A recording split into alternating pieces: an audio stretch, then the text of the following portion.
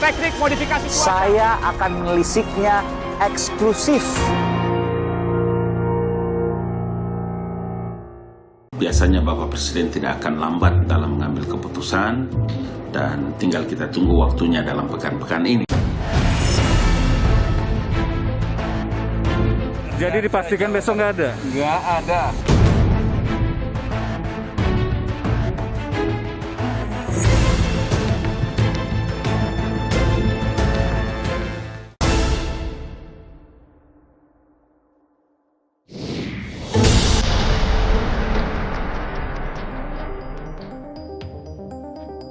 Kapan Presiden Jokowi akan mengumumkan reshuffle kabinet?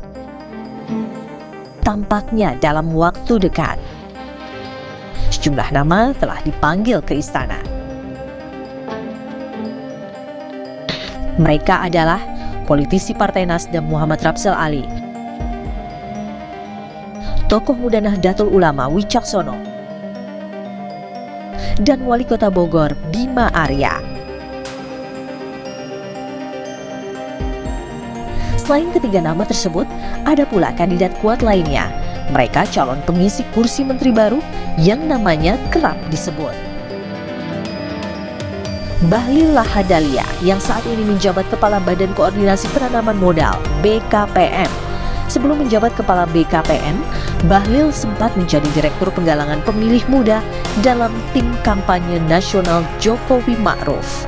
Sementara itu, Sekretaris Umum PP Muhammadiyah Profesor Abdul Mukti juga kerap disebut masuk ke dalam kabinet. Abdul Mukti pernah masuk radar Presiden Jokowi untuk menempati kursi Wakil Menteri Kemendikbud, namun Abdul menolaknya. Disebut berpeluang mendapat jatah kursi menteri, Partai Amanat Nasional mengusung dua nama. Mereka adalah Sekjen PAN Edi Suparno dan elit PAN Asman Abnur. Asman pernah menjabat Menteri Pendayagunaan Aparatur Negara dan Reformasi Birokrasi pada Kabinet Kerja Jokowi Yusuf Kala.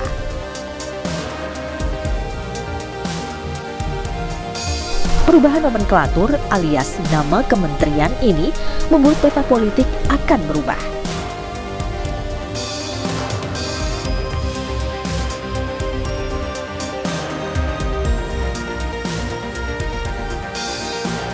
Jika Partai Amanat Nasional masuk kabinet, maka tinggal Partai Keadilan Sejahtera dan Partai Demokrat yang jadi partai oposisi. Apa rencana mereka?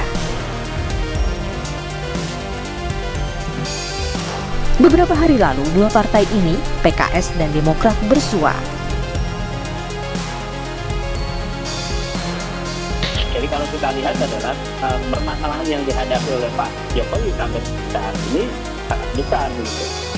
Mulai dari masalah pandemi yang saat ini jumlah kematiannya cukup tinggi, peringkat 17 dunia. Kemudian UMKM saat ini 30 juta bangkrut, 7 juta pengangguran bertambah. Jadi bagi kita saat ini konsentrasinya masyarakat terserah Pak Jokowi mau menterinya siapapun. Yang penting adalah mereka yang punya kapasitas, punya integritas, paham dengan persoalan. Jadi bukan hanya sekedar gimmick politik. Silakan saja Bapak Presiden mengambil langkah mana yang terbaik gitu dalam konteks terkait reshuffle itu. Saat ini posisi kami adalah masih di luar pemerintahan saat ini gitu. Tapi mau di dalam ataupun di luar pemerintahan tidak menghalangi dan tidak mengurangi juga perjuangan kami ya dalam perjuangan aspirasi dan harapan rakyat gitu. Akankah kehadiran dua kementerian baru akan jadi momentum Jokowi merombak ulang cukup besar kabinetnya, mengevaluasi menteri dengan kinerja minus, dan menggantinya? Yang pasti, hiruk-pikuk pemilu 2024 makin di depan mata. Jika ingin reshuffle, inilah saatnya agar menteri baru cepat adaptasi dengan pola kerja.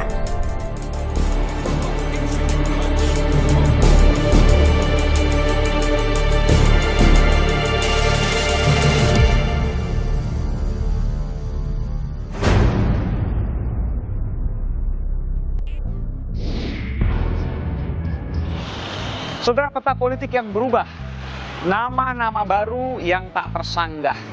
Ada pula sosok lama yang sempat dikatakan akan diganti, namun dalam bayangan bisa jadi pasti akan dipertahankan.